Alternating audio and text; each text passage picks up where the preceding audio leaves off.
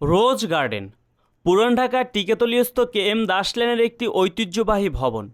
তৎকালীন নব্য জমিদার ঋষিকেশ দাস 20 শতকের তৃতীয় দশকে সম্ভবত 1930 সালে গড়ে তোলেন এই গার্ডেন। 19 শতকের শেষের দিকে বলদার জমিদারের বাগান ও বাড়ি, যা বর্তমানে বলদা গার্ডেন নামে পরিচিত, এটি ছিল উচ্চবিত্তদের সাংস্কৃতিক কেন্দ্র। ইতিহাস বলে যে বলদার জমিদার নিজে নাট্যকার ছিলেন এবং তার বাড়িতে নিয়মিত গান বাজনার আসর বসত।